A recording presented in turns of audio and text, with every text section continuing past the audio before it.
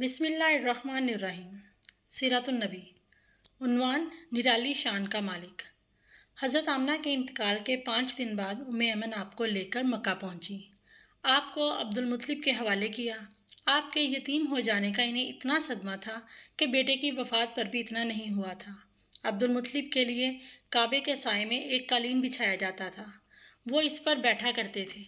इनका एहतराम इस कदर था कि कोई और इस कालीन पर नहीं बैठता था। चुनाचा आपके बेटे और कुरैश के सरदार इस कालीन के चारों तरफ बैठते थे, लेकिन रसूल अल्लाह सल्लल्लाहु अलैहि वसल्लम वहाँ तशरीफ़ लाए तो सीधा इस कालीन पर जा बैठे। इस वक्त आप एक तंदुरुस्त लड़के थे। आपकी उम्र 9 साल के करीब हो चली थी। आपके चचा अब्दुल मुत्तलिब के अदब की वजह से आपको इस कालीन से हटाना चाहते थे, तो अब्दुल मुत्तलिब कहते, मेरे बेटे को छोड़ दो, अल्लाह की कसम ये बहुत शान वाला है। फिर वो आपको मोहब्बत से इस फर्श पर बिठाते, आपकी कमर पर शफकत से हाथ फेरते, आपकी बातें सुन सुनकर हद दर्जा खुश होते रहते। कभी वो दूसरों से कहते, मेरे बेटे को यहीं बैठने दो, इसे खुद भी एहसास है कि इसकी बड़ी शान है और मेरी आरजू है कि इतना बुलंद रुतबा पाए जो किसी अरब को इससे पहले हासिल ना हुआ हो और ना ही बाद में किसी को हासिल हो सके। एक बार उन्होंने ये अल्फाज कहे, मेरे बेटे को छोड़ दो, इसके मिजाज में तबई तौर पर बुलंदी है, इसकी शान निराली होगी। यहाँ तक कि उम्र के आखिरी हिस्से में हज़रत अब्दुल मुत्तलिब की आंखें जवाब दे गई थीं। आप ना बीना हो गए थे। ऐसी हालत में एक रोज़ वो इस कालीन पर बैठे थे कि आप तशरीफ़ ले आए और सीधे इस कालीन पर जा पहुँचे। एक शख्स ने आपको कालीन से खींच लिया। इस पर आप रोने लगे। आपके रोने की आवाज़ सुनकर अब्दुल मुत्तलिब बेचैन हुए और बोले, मेरा बेटा क्यों रो रहा है? आपके कालीन पर बैठना चाहता है, हमने इसे कालीन से उतार दिया है। ये सुनकर अब्दुल मुत्तलिब ने कहा, मेरे बेटे को कालीन पर ही बिठा दो, ये अपना रुतबा पहचानता है। मेरी दुआ है कि ये इस रुतबे को पहुँचे जो इससे पहले किसी अरब को ना मिला हो, इसके बाद ना किसी को मिले। इसके बाद फिर किसी ने आपको कालीन पर बैठने से नहीं रोका। एक रोज़ बनु मदलिज के कुछ लोग हज़रत अब्दुल मुत्तलिब से मिलने के लिए आए। इनके पास इस वक्त आप सल्लल्लाहु अलैहि वसल्लम भी तशरीफ़ फरमा थे। बनु मदलिज के लोगों ने आपको देखा। ये लोग कयाफा शनास थे। आदमी का चेहरा देखकर इसके मुस्तकबिल के बारे में अंदाज़े बयान करते थे। उन्होंने अब्दुल मुत्तलिब से कहा, इस बच्चे की हिफाजत करें, इसलिए कि मुकामे इब्राहिम पर जो हज़रत इब्राहिम अलैहिस्सलाम के कदम का निशान है, इस बच्चे के पाँव का निशान बिल्कुल उस निशान से मिलता जुलता है। इस कदर मुशाबत हमने किसी और के पाँव के निशान में नहीं देखी। हमारा ख्याल है ये बच्चा निराली शान का मालिक होगा, इसलिए इसकी हिफाजत करें। मुकामे इब्राहिम खाना काबा में वो पत्थर है जिस पर हज़रत इब्राहिम अलैहिस्सलाम काबा की तामीर के वक्त खड़े हुए थे। मोजज़े के तौर पर इस पत्थर पर इब्राहिम अलैहिस्सलाम के पैरों के निशान पड़ गए थे। लोग इस पत्थर की ज़ियारत करते हैं, यही मुकामे इब्राहिम है।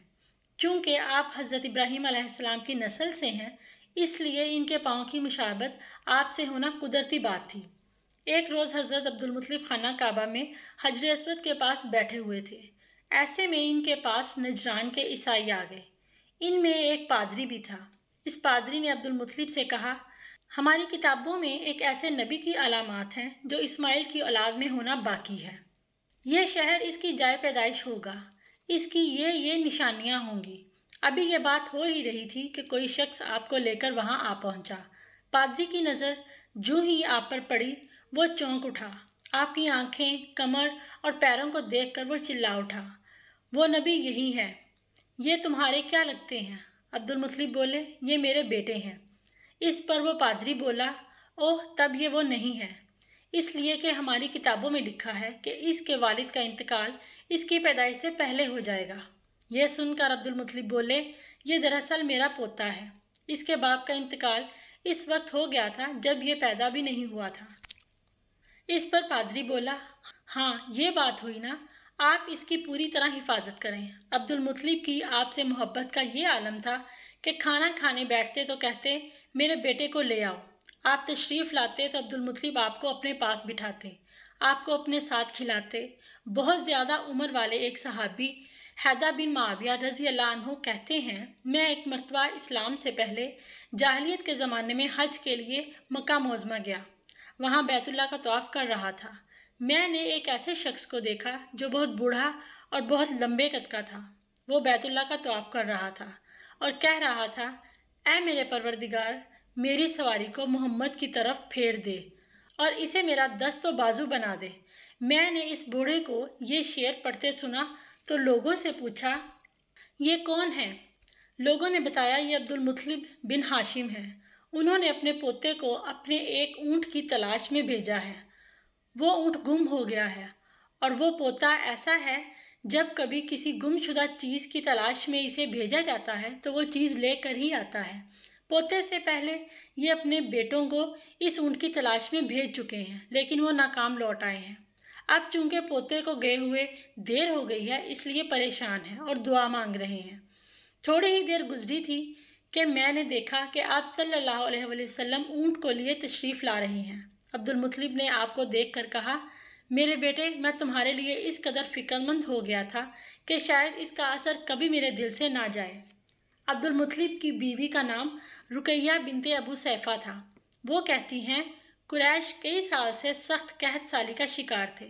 بارشیں بالکل بند تھیں، سب لوگ پریشان تھے۔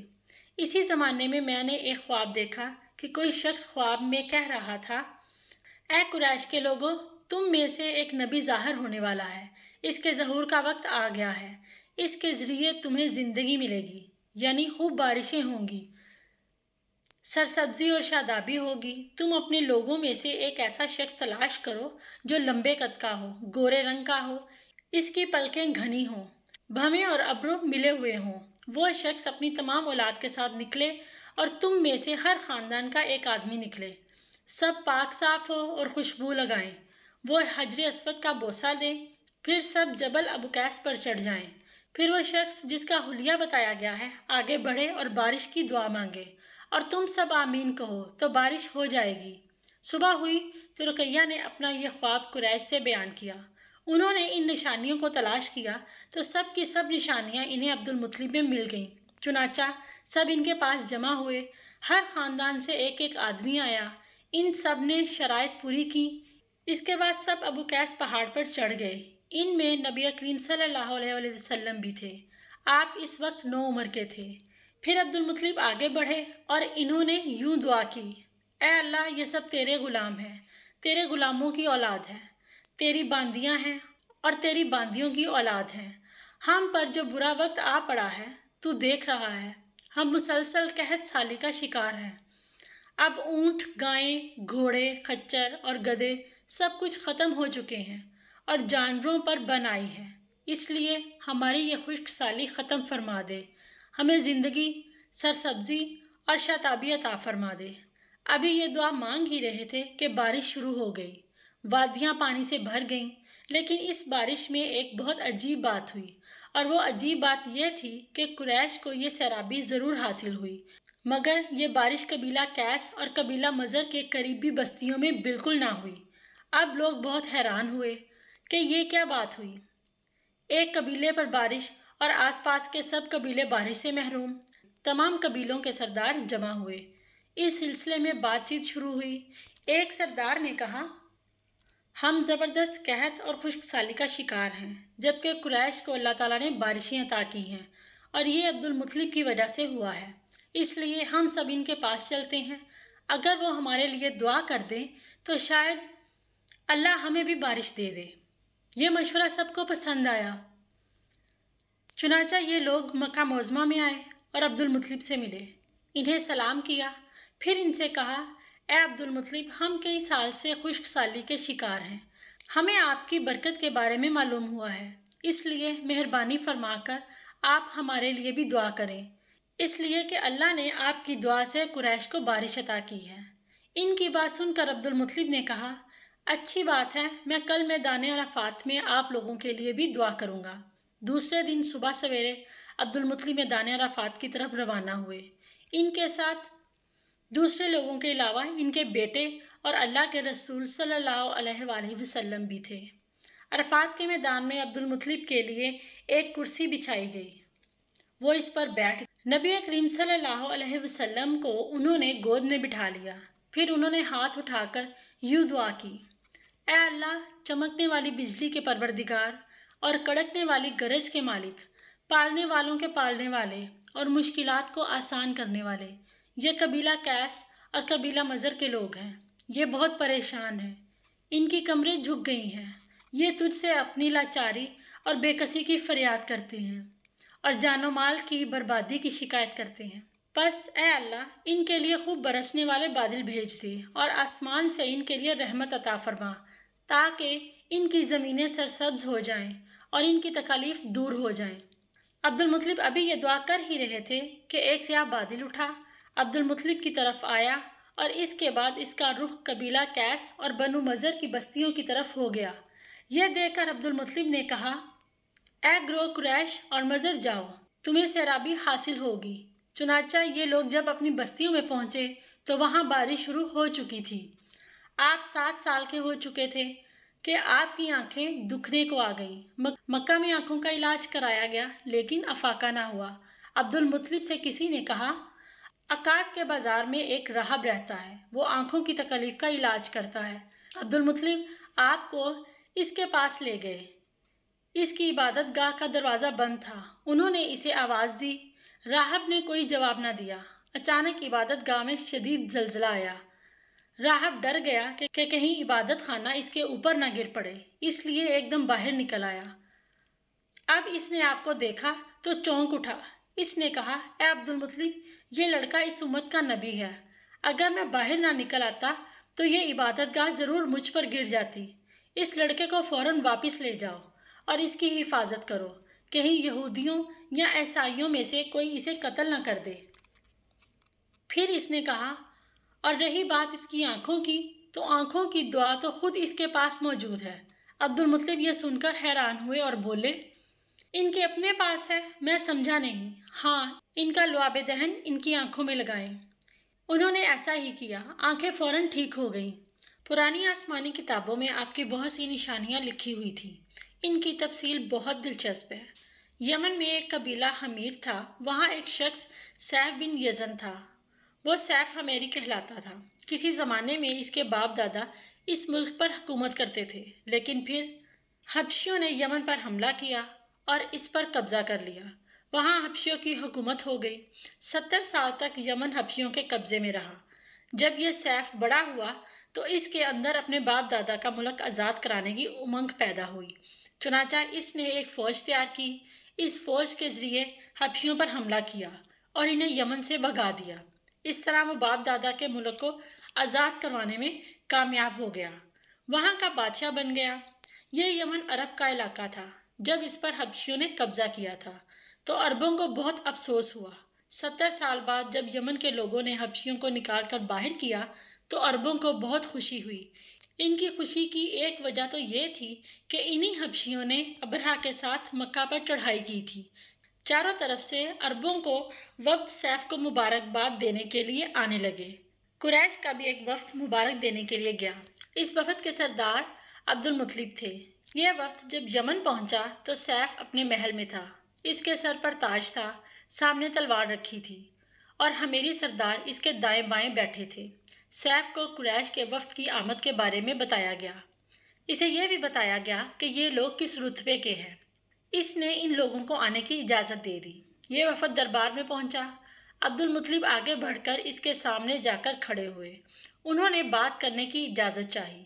سیف نے کہا، اگر تم بادشاہوں کے سامنے بولنے کے ادب سے واقف ہو تو ہماری طرف سے اجازت ہے۔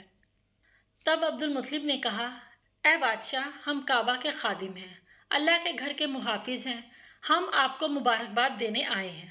یمن پر حبشی حکومت ہمارے لیے بھی بوجھ بنی ہوئی تھی۔ آپ کو مبارک ہو۔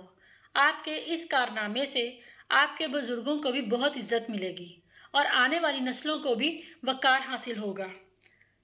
سیف ان کے الفاظ سن کر بہت خوش ہوا، بے اختیار بول اٹھا، اے شخص، تم کون ہو؟ کیا نام ہے تمہارا؟ انہوں نے کہا، میرا نام عبد المطلب بن ہاشم ہے۔ سیف نے ہاشم کا نام سن کر کہا، تب تو تم ہماری بہن کے لڑکے ہو۔ عبد المطلب کی والدہ مدینے کے قبیلے خزرج کی تھیں اور خزرج کا قبیلہ دراصل یمن کا تھا، اس لیے سیف نے ہاشم کا نام سن کر کہا، تب تو تم ہماری بہن کے لڑکے ہو۔ پھر اس نے کہا، ہم آپ سب کو خوش آمدید کہتے ہیں، آپ کے جذبات کی قدر کرتے ہیں۔ اس کے بعد قریش کے وفد کو سرکاری مہمان خانے میں ٹھہرا دیا گیا۔ ان کی خوب خاطر مدارت کی گئی، یہاں تک کہ 1 ماہ گزر گیا۔ 1 ماہ کی مہمان نوازی کے بعد سیف نے انہیں بلایا۔ عبد المطلب کو اپنے پاس بلا کر اس نے کہا، اے عبد المطلب، میں اپنے علم سے پوشیدہ رازوں میں سے ایک راز تمہیں بتا رہا ہوں۔ تمہارے علاوہ کوئی اور ہوتا تو میں ہرگز نہ بتاتا۔ تم اس راز کو اس وقت تک راز ہی رکھنا جب تک کہ خود اللہ تعالیٰ اس راز کو ظاہر نہ فرما دے۔ ہمارے پاس ایک پوشیدہ کتاب ہے، وہ پوشیدہ رازوں کا ایک خزانہ ہے۔ ہم دوسروں سے اس کو چھپا کر رکھتے ہیں۔ میں نے اس کتاب میں ایک بہت عظیم الشان خبر اور ایک بڑے خطرے کے بارے میں پڑھ لیا ہے، اور وہ آپ کے بارے میں ہے۔ عبد المطلب یہ بات سن کر حد درجہ حیرت زدہ ہوئے اور پکار اٹھے، میں سمجھا نہیں، آپ کہنا کیا چاہتے ہیں؟ سنو عبد المطلب، جب تہامہ کی وادی یعنی مکہ میں ایسا بچہ پیدا ہو جس کے دونوں کندھوں کے درمیان بالوں کا گچھا یعنی مہر نبوت ہو تو اسے امامت اور سرداری حاصل ہوگی، اور اس کی وجہ سے تمہیں قیامت تک کے لیے اعزاز ملے گا، عزت ملے گی۔ عبد المطلب نے یہ سن کر کہا، اے بادشاہ، اللہ کرے آپ کو بھی ایسی خوشبختی میسر آئے۔ آپ کی ہیبت مجھے روک رہی ہے، ورنہ میں آپ سے پوچھتا کہ اس بچے کا زمانہ کب ہوگا۔ بادشاہ نے جواب میں کہا، یہی اس کا زمانہ ہے، وہ اس زمانے میں پیدا ہوگا یا پیدا ہو چکا ہے۔ اس کا نام محمد ہوگا، اس کی والدہ کا انتقال ہو جائے گا، اس کے دادا اور چچا ان کی پرورش کریں گے، ہم بھی اس کے آرزومند رہیں گے کہ وہ بچہ ہمارے ہاں پیدا ہو۔ اللہ تعالیٰ اسے کھلے عام ظاہر فرمائے گا، اور اس کے لیے ہم میں سے یعنی مدینہ کے قبیلے خزرج میں اس نبی کے مددگار بنائیں گے۔ ہم میں سے اس نے اس لیے کہا کہ خزرج اصل میں یمن کے لوگ تھے، ان کے ذریعے اس نبی کے خاندان اور قبیلے والوں کو عزت حاصل ہوگی، اور ان کے ذریعے اس کے دشمنوں کو ذلت ملے گی، اور ان کے ذریعے وہ تمام لوگوں سے مقابلہ کرے گا، اور ان کے ذریعے زمین کے اہم علاقے فتح ہو جائیں گے۔ وہ نبی رحمان کی عبادت کرے گا، شیطان کو دھمکائے گا، آتش کدوں کو ٹھنڈا کر دے گا یعنی آگ کے پجاریوں کو مٹائے گا، بتوں کو توڑ ڈالے گا۔ اس کی ہر بات آخری فرمان ہوگی، اس کے احکامات انصاف والے ہوں گے، وہ نیک کاموں کا حکم دے گا، خود بھی ان پر عمل کرے گا، برائیوں سے روکے گا اور ان کو مٹا ڈالے گا۔ عبد المطلب نے سیف بن یزن کو دعا دی، پھر کہا، کچھ اور تفصیل بیان کریں۔ بات ڈھکی چھپی ہے اور علامتیں پوشیدہ ہیں، مگر اے عبد المطلب، اس میں شبہ نہیں کہ تم اس کے دادا ہو۔ عبد المطلب یہ سن کر فوراً سجدے میں گر گئے، اور پھر سیف نے ان سے کہا، اپنا سر اٹھاؤ، اپنی پیشانی اونچی کرو اور مجھے بتاؤ، جو کچھ میں نے تم سے کہا ہے، کیا تم نے ان میں سے کوئی علامت اپنے ہاں دیکھی ہے؟ اس پر عبد المطلب نے کہا، ہاں، میرا ایک بیٹا تھا، میں اسے بہت چاہتا تھا، میں نے ایک شریف اور معزز لڑکی آمنہ بنت وہب عبد المناف سے اس کی شادی کر دی، وہ میری قوم کے انتہائی باعزت خاندان سے تھی۔ اس سے میرے بیٹے کے ہاں ایک لڑکا پیدا ہوا، میں نے اس کا نام محمد رکھا۔ اس بچے کا باپ اور ماں دونوں فوت ہو چکے ہیں، اب میں اور اس کا چچا ابو طالب اس کی دیکھ بھال کرتے ہیں۔ اب سیف نے ان سے کہا، میں نے تمہیں جو کچھ بتایا ہے وہ واقعہ اسی طرح ہے، اب تم اپنے پوتے کی حفاظت کرو، اسے یہودیوں سے بچائے رکھو، اس لیے کہ وہ اس کے دشمن ہیں۔ یہ اور بات ہے کہ اللہ تعالیٰ ہرگز ان لوگوں کو ان پر قابو نہیں پانے دے گا، اور میں نے جو کچھ آپ کو بتایا ہے اس کا اپنے قبیلے والوں سے ذکر نہ کرنا۔ مجھے ڈر ہے کہ ان باتوں کی وجہ سے ان لوگوں میں حسد اور جلن نہ پیدا ہو جائے۔ لوگ سوچ سکتے ہیں یہ عزت اور بلندی آخر انہیں کیوں نہیں ملنے والی ہے۔ یہ لوگ ان کے راستے میں رکاوٹیں کھڑی کریں گے۔ اگر یہ لوگ اس وقت تک زندہ نہ رہے تو ان کی اولادیں یہ کام کریں گی۔ اگر مجھے یہ معلوم نہ ہوتا کہ اس نبی کے ظہور سے پہلے ہی مجھے موت آ جائے گی تو میں اپنے اونٹوں اور قافلوں کے ساتھ روانہ ہوتا اور ان کی سلطنت کے مرکز یثرب پہنچتا، کیونکہ میں اس کتاب میں یہ بات پاتا ہوں کہ شہر یثرب ان کی سلطنت کا مرکز ہوگا، ان کی طاقت کا سرچشمہ ہوگا، ان کی مدد اور نصرت کا ٹھکانہ ہوگا، اور ان کی وفات کی جگہ ہوگی، اور انہیں دفن بھی یہیں کیا جائے گا۔ اور ہماری کتاب پچھلے عوام سے بھری پڑی ہے، مجھے پتا ہے اگر میں اسی وقت ان کی عظمت کا اعلان کر دوں تو خود ان کے لیے اور میرے لیے خطرات پیدا ہو جائیں گے۔ یہ ڈر نہ ہوتا تو میں اسی وقت ان کے بارے میں یہ تمام باتیں سب کو بتا دیتا، عربوں کے سامنے ان کی سربلندی اور اونچے رتبے کی داستانیں سنا دیتا، لیکن میں نے یہ راز تمہیں بتایا ہے، تمہارے ساتھیوں میں سے بھی کسی کو نہیں بتایا۔ اس کے بعد اس نے عبد المطلب کے ساتھیوں کو بلایا، ان میں سے ہر ایک کو 10 حبشی غلام، 10 حبشی باندیاں اور دھاری دار جمنی چادریں، بڑی مقدار میں سونا چاندی، 100 اونٹ اور عنبر کے بھرے ڈبے دیے۔ پھر عبد المطلب کو اس سے 10 گنا زیادہ دیا اور بولا، سال گزرنے پر میرے پاس ان کی خبر لے کر آنا اور ان کے حالات بتانا۔ سال گزرنے سے پہلے ہی اس بادشاہ کا انتقال ہو گیا۔ عبد المطلب اکثر اس بادشاہ کا ذکر کیا کرتے تھے۔ آپ کی عمر 8 سال کی ہوئی تو عبد المطلب کا انتقال ہو گیا۔ اس طرح ایک عظیم سرپرست کا ساتھ چھوٹ گیا۔ اس وقت عبد المطلب کی عمر 95 سال تھی۔ تاریخ کی بعض کتابوں میں ان کی عمر اس سے بھی زیادہ لکھی ہے۔ جس وقت عبد المطلب کا انتقال ہوا، آپ ان کی چارپائی کے پاس موجود تھے۔ آپ رونے لگے۔ عبد المطلب کو عجون کے مقام پر ان کے دادا قصہ کے پاس دفن کیا گیا۔ مرنے سے پہلے انہوں نے نبی کریم صلی اللہ علیہ وسلم کو اپنے بیٹے ابو طالب کے حوالے کیا۔ اب ابو طالب آپ کے نگران ہوئے۔ انہیں بھی آپ سے بے تحاشا محبت ہو گئی۔ ان کے بھائی عباس اور زبیر بھی آپ کا بہت خیال رکھتے تھے۔ پھر زبیر بھی انتقال کر گئے تو آپ صلی اللہ علیہ وسلم کی نگرانی آپ کے چچا ابو طالب ہی کرتے رہے۔ انہیں بھی نبی کریم صلی اللہ علیہ وسلم سے بہت محبت تھی۔ جب انہوں نے آپ کی برکات دیکھی، معجزے دیکھے تو ان کی محبت میں اور اضافہ ہو گیا۔ یہ مالی اعتبار سے کمزور تھے۔ 2 وقت سارے گھرانے کو پیٹ بھر کر کھانا نہیں ملتا تھا، لیکن جب نبی کریم صلی اللہ علیہ وسلم ان کے ساتھ کھانا کھاتے تو تھوڑا کھانا بھی ان سب کے لیے کافی ہو جاتا، سب کے پیٹ بھر جاتے۔ اسی لیے جب دوپہر یا رات کے کھانے کا وقت ہوتا تو اور سب دسترخوان پر بیٹھتے تو ابو طالب ان سے کہتے، ابھی کھانا شروع نہ کرو، میرا بیٹا آ جائے پھر شروع کرنا۔ پھر آپ صلی اللہ علیہ وسلم تشریف لے آتے اور ان کے ساتھ بیٹھ جاتے۔ آپ کی برکت اس طرح ظاہر ہوتی کہ سب کے سیر ہونے کے بعد بھی کھانا بچ جاتا۔ اگر دودھ ہوتا تو پہلے نبی کریم صلی اللہ علیہ وسلم کو پینے کے لیے دیا جاتا، پھر ابو طالب کے بیٹے پیتے، یہاں تک کہ ایک ہی پیالے میں سب کے سب دودھ پی لیتے، خوب سیر ہو جاتے اور دودھ پھر بھی بچ جاتا۔ ابو طالب کے لیے ایک تکیہ رکھا رہتا تھا، وہ اس سے ٹیک لگا کر بیٹھتے تھے۔ رسول اللہ صلی اللہ علیہ وسلم تشریف لاتے تو آ کر سیدھے اس تکیے کے ساتھ بیٹھ جاتے۔ یہ دیکھ کر ابو طالب کہتے، میرے بیٹے کو اپنے بلند مرتبے کا احساس ہے۔ ایک بار مکہ میں قحط پڑ گیا، بارش بالکل نہ ہوئی۔ لوگ ایک دوسرے سے کہتے تھے، لات اور عزی سے بارش کی دعا کرو۔ کچھ کہتے تھے، تیسرے بڑے بت منات پر بھروسہ کرو۔ اسی دوران ایک بوڑھے نے کہا، تم حق اور سچائی سے بھاگ رہے ہو، تم میں ابراہیم علیہ السلام اور اسماعیل علیہ السلام کی نشانی موجود ہے، تم اسے چھوڑ کر غلط راستے پر کیوں جا رہے ہو؟ اس پر لوگوں نے اس سے کہا، کیا آپ کی مراد ابو طالب سے ہے؟ اس نے جواب میں کہا، ہاں، میں یہی کہنا چاہتا ہوں۔ اب سب لوگ ابو طالب کے گھر کی طرف چلے۔ وہاں پہنچ کر انہوں نے دروازے پر دستک دی تو ایک خوبصورت آدمی باہر آیا۔ اس نے تہبند لپیٹ رکھا تھا۔ سب لوگ اس کی طرف بڑھے اور بولے، اے ابو طالب، وادی میں قحط پڑا ہے، بچے بھوکے مر رہے ہیں، اس لیے آؤ اور ہمارے لیے بارش کی دعا کرو۔ چنانچہ ابو طالب باہر آئے۔ ان کے ساتھ رسول اللہ صلی اللہ علیہ وسلم بھی تھے۔ آپ ایسے لگ رہے تھے جیسے اندھیرے میں سورج نکل آیا ہو۔ ابو طالب کے ساتھ اور بھی بچے تھے، لیکن انہوں نے آپ ہی کا بازو پکڑا ہوا تھا۔ اس کے بعد ابو طالب نے آپ کی انگلیاں پکڑ کر کعبے کا طواف کیا۔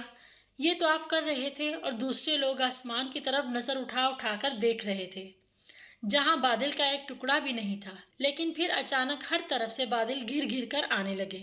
اس قدر زوردار بارش ہوئی کہ شہر اور جنگل سیراب ہو گئے۔ ابو طالب ایک بار ذی الحجاز کے میلے میں گئے۔ یہ جگہ عرفات سے تقریباً 8 کلومیٹر دور ہے۔ ان کے ساتھ رسول اللہ صلی اللہ علیہ وسلم بھی تھے۔ ایسے میں ابو طالب کو پیاس محسوس ہوئی۔ انہوں نے آپ سے کہا، بھتیجے، مجھے پیاس لگی ہے۔ یہ بات انہوں نے اس لیے نہیں کہی تھی کہ آپ کے پاس پانی تھا، بلکہ اپنی بے چینی ظاہر کرنے کے لیے کہی تھی۔ چچا کی بات سن کر آپ فوراً سواری سے اتر آئے اور بولے، چچا جان آپ کو پیاس لگی ہے؟ انہوں نے کہا ہاں بھتیجے پیاس لگی ہے۔ یہ سنتے ہی آپ نے ایک پتھر پر اپنا پاؤں مارا